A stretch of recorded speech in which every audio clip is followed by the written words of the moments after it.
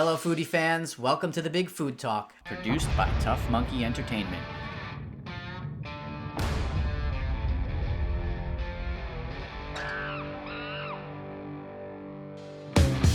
I'm your host, Sal Conca. This show supports restaurants, chefs, and food pioneers with your help. Head to bigfoodtalk.com to make your donation today, or check out our fun apparel line with proceeds going directly to participating restaurants. Special thanks to the Long Island Food Council, Dine LI Facebook group, and Yelp Long Island for supporting this episode. Today I had the pleasure of speaking with Andrea, co-founder of the Lobster Roll, located in Amagansett, New York. Founded in 1965 as a family-run business, Andrea has been able to satisfy her customers while keeping up with changing food trends. Think they only have lobster rolls? Think again. From fresh seafood to homemade desserts and even a gluten-free menu, the Lobster Roll is a destination you won't want to miss. Let's hear Andrea's story. Hello, Andrea. Welcome to the Big Food Talk. I'm so excited to speak with you today. How are things going down at the Lobster Roll? Actually, things are going surprisingly well. We really did not know what to anticipate in this situation. And as you know, things have been changing so rapidly. But things are going well in terms of people coming. We're very happy that people are coming to us. There are pretty much 3 ways to place orders. Now, as we're on phase 2, so we are seating outside.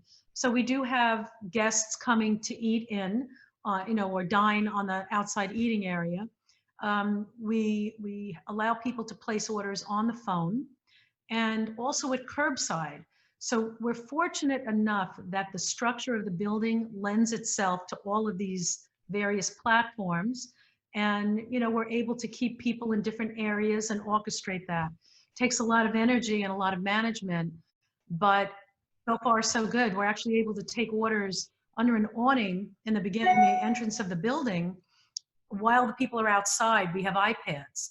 So servers are actually able to stand at a 6-foot distance, taking orders. Lots of people I'm finding really want to come there in person, look at someone, ask questions, get answers, and place their orders that way. So we're sort of trying to accommodate whatever people are comfortable with. That's And great. of course, following the guidelines. Well, absolutely, right. I mean, we all know, without a doubt, you got to be following whatever guidelines are out there. And I know there's been confusion. There still may be confusion. People are still confused. I know, we're all aware of that climate and just what's going on, which is why, I appreciate what you're doing out there. Like you just said, having the iPads readily available for people. That's a great idea so that they can self-serve and not have to be right next to people. That's just something that I haven't seen from any of the other restaurants that I've spoken with as of yet. So I know, let's go back a little bit. The Lobster Roll has a really deep, rich history, opened in 1965. So who opened the Lobster Roll? What was the inspiration? How did the restaurant itself take shape? Okay, it's actually a very interesting story.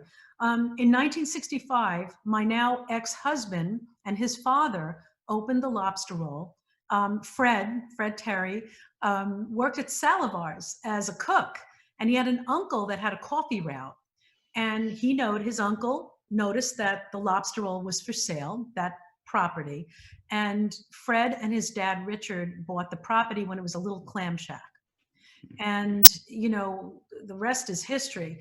I mean, the Lobster Roll's gone through a lot of transitions over the years, but that's how it started. And Fred actually brought the Lobster Roll to Eastern Long Island. There were no, Lobster Rolls were, certainly in other areas in New England, but not on Long Island. So he originated that product on the island, and then we all know what happened from there. Now everybody serves lobster rolls. I came on board in 1977. I was actually going for my psychology degree, and Fred had bought another restaurant in Southampton, and we were married at the time. And the manager quit 3 weeks prior to opening, and Fred literally pleaded with me, "You have to come help me manage that restaurant." And I said, "Fred, I don't know anything about the restaurant business." So I came in and I got a crash course, ran the place for a year. It was in Southampton, and it was a nightmare. And we ended up selling it. But then something inspired me, and I had a change of heart and sort of got involved, came out east, and it was a little, we had a few waitresses working there, and little by little, it absorbed me, I absorbed it, became educated, and it grew on me. And for God, since 77 to now, I've been, running the place. Fred sort of stepped out when my first son was born, which was 1985. And I ran the restaurant at that point, and then we split up in 1998 and remained partners. We became partners, and I was the operating partner, bought into the partnership, whatever, and we became, he was the silent partner, I'm the operating partner, and I've been there ever since. We have a great business relationship, and, here we are now. We've gone through a lot of transitions, and, the Lobster Roll's grown, its infancy to where it is now. So I'm curious about that growth, and so when a restaurant has that much history and it has these roots, it started with a simple idea. It was originally a clam shack, then it became the Lobster Roll. How has it changed? How has the menu evolved? Have you had to adapt to people's tastes, modern tastes? So can you walk me through like some of the transitions of either the menu or the restaurant itself? Yeah, absolutely. Being an entrepreneur, being in business is all about evaluating what's happening in the business climate with your customers, customer wants, customer needs, trends. So part of it is following that. And over the years, we've expanded a bit. People in the Hamptons want to sit outside. We started with, we had little picnic tables with umbrellas, and we grew to have, an awning over a patio area. And, we sort of grew into the physical structure of providing more outdoor seating. That's what the Hamptons are about. So physically, the building adapted to, of course, what people want in the Hamptons. Also, we've embraced the retro vibe of the restaurant. It's extremely retro. And I felt very strongly about building that brand. We are a retro restaurant, red, white, and blue, all American, nostalgic. Everything we've done has grown out of that. Now that's the atmosphere. We play only 60s music, not just 60s, but nostalgic oldies. Sure. So that's the sound when you walk in. The place is very retro looking. We want to be very casual, beach shack type of a restaurant, even though we're not on the beach. And we've embraced that vibe. Even the patio area has grown into a beautiful oasis of plantings and vines and flowers on a highway. We've taken a restaurant essentially that's a roadside shack, and we've turned the outside eating area with my current husband, Carl, who just has a touch. He's a retired chiropractor, but has always been an avid gardener, and literally turned that area into an oasis. So, we keep, reestablishing that vibe, and people are drawn to it. Now, as far as a menu goes, there's all kinds of trends that you have to follow. One important trend to mention is the gluten-free trend. We were the first gluten-free lobster roll. And it all started with a customer who had emailed me and said their daughter was diagnosed with celiac, and they love the restaurant, love lobster rolls. Is there any way they can bring their own rolls, gluten-free, for her, and could we accommodate her? And I said, I'll tell you something better than that. I will buy them for you. I said, don't bother having to go through any extra effort. I'll make sure we have gluten-free rolls for your daughter. And we did, following all the protocols of dealing with someone that's celiac. And we had leftover, they came every day. We had leftover rolls. So I put a big sign out front that said, gluten-free rolls available upon request, and was absolutely flooded with requests for gluten-free. That grew into a whole gluten-free menu, not just a few items, as many restaurants will do with a little GF sign. We literally took everything on the menu that could be gluten-free and marketed it as a gluten-free item. We've adapted items. But along with that comes a lot of responsibility of running the kitchen such that there's no cross-contamination. So, our cooks, when they see, and our servers are trained, when someone orders something gluten-free, the first question is, are you celiac? If they are, we take extra precautions, but we pretty much deal with everything the same way. Red gloves go on in the kitchen as soon as they see gluten-free. They change their gloves, they wash your hands, change your gloves, red gloves. So I know that the person dealing with that food has changed their gloves, and it's purely evident that they're wearing the red ones, which means gluten-free. So we, and items are specially marked, so we make sure that the correct items are pulled from the kitchen, going to the right customer. There's a whole protocol of cross-contamination. We have a dedicated fryer for gluten-free French fries. Nothing else with gluten touches it. So there's a lot of protocols you have to follow to keep these people safe. But that's the part of the business that really, for me, is the most rewarding part, that you're able to deal with that one person that has an allergy, that doesn't want to be singled out, and they want to be able to come and get a menu and feel comfortable and safe where they are. So that's a rewarding part of the business, and we've adapted to that. We have a lot of children that come into the restaurant. So we have toys, in a normal climate. We have age-appropriate toys and games and color sheets to keep the kids busy so that everybody can enjoy their food, knowing that the children, our little guests, are kept busy, a full menu. Excuse me. So those are the kinds of things you have to kind of watch and adapt to as we go along. How I sum all that up: true customer service and true hospitality. I mean, that's really what it is. You've nailed the term and the word hospitality in terms of catering to your customers' wants and needs. I mean, it's amazing. And you use the word marketing a lot, which I know we don't know each other that well, is a word that resonates with me. I'm a marketing consultant, so how you've positioned yourself, the brand, as you call it, it's all very intentional, which is what I love, because sometimes when you speak to restaurant owners, they get into it, they have a concept, they have an idea, they want to roll with it, but they're not really sure how to quote unquote market it and really package it together to have a look and a feel and a brand, and really live that mantra every day, we'll call it, right? So to live to your core values of what the restaurant stands for. And it sounds like you're doing that just like as a no-brainer. Talking about marketing, I noticed that in your career and the restaurant, you guys have done a ton of different PR events. You were featured on The Affair on Showtime. Like, how did that happen? I'm a filmmaker as well, so I'm curious. How did you hook up with Showtime? How did you get involved with that? How did you guys end up on the Showtime show? Well, first of all, Sarah Treem, who's the co-creator, has been coming to the restaurant since she was a child.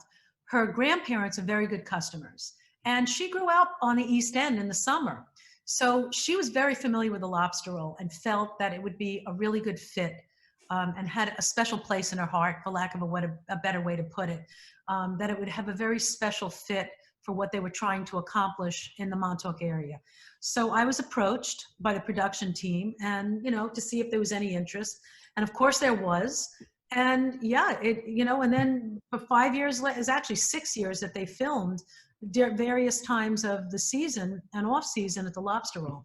So yeah, we were very much a part of their whole series. We were the people. It was, And so, it was quite an experience. for other restaurants listening, did that change the business in any way? Did it make you a nationwide brand? I mean, do people come in and say, well, I'm coming here because I saw you on the show and I want to come in? How has it affected the restaurant? Well, there are people, I would have to say, that do come in because of The Affair, but I don't consider them to be a major part of our customer structure. I think they're inquisitive. A lot of them come, believe it or not, from different countries, from different areas, very inquisitive. And perhaps some of them have become our regular customers, but I don't know that that's a mainstay of our business. There's certainly customers that do come in because of that, and they're very obvious. They want T-shirts. I co-branded T-shirts with Showtime. I actually made a presentation and wanted to co-brand the Lobster Roll with The Affair, but in a very discreet way, because obviously we're a family restaurant and the subject matter is pretty much started as an affair. So, there's a fine line you walk with keeping your brand and also being able to, embrace all of this publicity. It would have been, of course, as a business, you want to embrace whatever publicity you can and take your brand even further, but doing so in a way that's appropriate. So, that's been a balance that we've done, and, it's worked out really well for us. Yeah. It makes complete sense too. I mean, like we just talked about, everything, it seems that everything you do is very intentional. So I'm not surprised that you have a clear line on how to separate, the publicity from your brand and making sure it all works and works together, which is wonderful.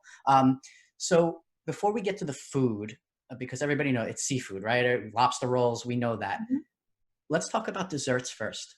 So I know Mhm. this is one of your passions. I know you make homemade desserts and things like this. How did the dessert menu form? Has it been on, have the pies and such been on the menu for forever, or are the cupcakes new? How did the dessert menu evolve?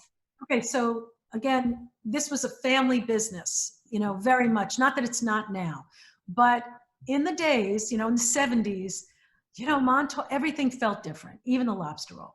And Fred's mother and two aunts used to work at the Lobster Roll. And I tell you, it was a scene right out of the perfect storm because, it was that type of a feel. That's what Montauk felt like. And the Lobster Roll was very much a part of that type of feeling. And my mother-in-law used to bake the pies. And it was a big event. Sarah Terry came in with those pies and, would parade in the dining room. And it was a big event for her homemade pies. Well, as time went on, she wasn't able to do that any longer. And we started using Briamer Farms on the North Fork. And their pies were fantastic. But the only problem was we had to drive and get them. They weren't really looking for commercial accounts. And it became such that we weren't able to get them fresh every day because we had to drive to the North Fork. It was more hassle than it was worth. I've always been a baker, a cook. I love doing those things. So I started baking the pies and expanded the menu as the years went on to different items. And that's sort of how it evolved. It became a very big part of the menu. It's actually, I make homemade ganaches, real buttercream. I don't use margarine. There's no margarine in the house. We use real butter, cream, Belgian chocolate. The best ingredients. Our crumb toppings are homemade. Everything is from scratch. I have someone that just stands there cutting strawberries and rhubarb and peeling apples. And, it's very labor intensive, but I feel that, something that happens when you're a busy place as the years go on and you do, let's face it, in business, we all strive to become well known. We want to build our brands and, you're looking to be as busy as you can. That's the goal. But in doing so, sometimes people begin to feel like you lose that touch. For lack of a better term, some places can become commercial. And that's what happens when you sell t-shirts, when you are a busy place and you have tourists come in and the affair and, all these things happen. Sometimes the perception can be that you become very commercialized. We fight that all the time. And one of the ways we do that is by sticking to homemade, our standards. Our chowders are homemade, our pies are homemade. We haven't wavered. It would be very easy to just start bringing things in and cut labor. But you know what? We feel that's very much a part of the business. It's about the family. And that's what we do. We still want to run the place as a family restaurant in as much as we're able to. So that's one of the ways we do it, by keeping the pies homemade, very much a part of the business. That's incredible. I love that. I love hearing. I run a family business myself. It's also involved with food, and the family aspect and keeping things true to what they were is, it's paramount. It's important, and people aren't they're not stupid. They know the difference when they come out. Yes. And so, my next question was about, talking about the lobster roll, the actual lobster rolls, Mhm. right? People may come from miles. They come from Manhattan. They may come from out of state because they're going to the Hamptons to stay with family or whatever it might be. Mhm. Come all this way and they've heard about the lobster roll and they're going to, how do you maintain that quality? What is it about your lobster roll that sets it apart to satisfy these customers all these years? Well, it's all about the quality of the lobster. Hmm. We purchase lobster meat, and the lobster meat market is very different than the lobster market. So when you're dealing with meat, sometimes it comes in inconsistent. We have to really be on our game. Paul DeAngelis is our partner. He pretty much has a full-time job there of purchasing. And he is constantly combing the market for the best quality lobster. And it's a challenge, the lobster meat has to be the best quality. And sometimes you get lobster in. lobster can be inconsistent depending upon the time of the season and whatnot. So it is a challenge to maintain the best products possible. We pay top dollar for that quality. And it is what it is. I mean, it's the old saying, you get what you pay for. So, we pay what we need to pay to Mhm. get the best product in. Absolutely. And you're a destination too, no doubt about it, in terms of the ambience, like you said, this oldies feel that you set up, the flower garden with the umbrellas. I mean, all of that is just a place you want to come relax. I mean, you have a full cocktail menu, and you also, so I printed your menu before this call because I want to, so just so people can see, it is like, how many pages? It's like 5 or 6 pages. So there's tons of food. So if you don't like lobster rolls, right? Right. Yes. We're focused on seafood. So let's pull apart, like, what are some of the other popular items on the menu? Like, what are some of your best sellers, other than the Um, lobster roll? okay, so people absolutely love our crab cakes. Our crab cakes are one of the best sellers. They love our clam strips. Clam strips sell, I mean, unbelievably well. They're fried. They just love them. So clam strips, the crab cakes, um, puffers, blowfish. That's one of those items that, it's a catch 22. Puffers are a delicacy, but they're extremely labor intensive. And there's a little feather bone that has to be removed in the puffers. And honestly, people love them, but it's become an item that it's not always available. Mhm. And it's hard to keep up with that item. It might be disappearing from our menu, which Interesting. would lead people to our fish and chips. People love our fish and chips. They're crispy, they're light, they're absolutely delicious. We use codfish, it's a mild fish. People love that as well. Then we have we call them our service items that we don't sell a lot of, but you might be that one person in the party that doesn't eat seafood. So it's important to have a really good steak on the menu. We've debated, should we keep it? Should we not keep it? We don't sell that many, maybe 400 steaks a year, which is not a lot in comparison to the people that walk in. But those 400 people come because they don't eat seafood. And they're probably with parties, let's just say 400 parties that come in, they may be that one person that just doesn't eat seafood. So you need to accommodate them. We do chicken, we do steak. Recently, I started doing, I call them my garden salads. It's a mix of romaine and baby kale.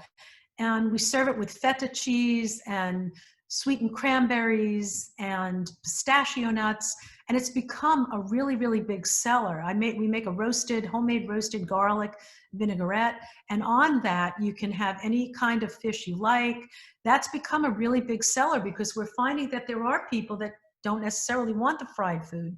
They want Mhm. healthy options. So again, listening to the market, we provide that. We have vegan items on the menu because there are a lot of plant-based people Yeah. that we want those selections. So it's really about, our mainstay, it's all about the lobster rolls, let's face it. I mean, we Of course. sell thousands over the year of hot and cold lobster rolls. That's our mainstay.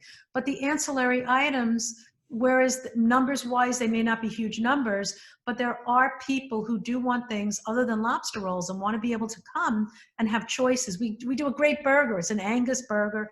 They're terrific. I love our hamburgers. We have a great hot dog. I mean, those are the kinds of items that you would expect on a roadside stand like us. So Sure. we maintain those items as well. So yeah. I'm curious, in the numbers, like you've talked about all these different things, are you open all year long, by the way, or are you only seasonal? No, we're just seasonal. We run from May through October, although this year, depending upon weather and whatnot, we did lose some time at the beginning with the whole COVID thing. We Mhm. might run a little later. There are a lot of moving parts to that. So if we can staff and if the weather is nice and, Sure.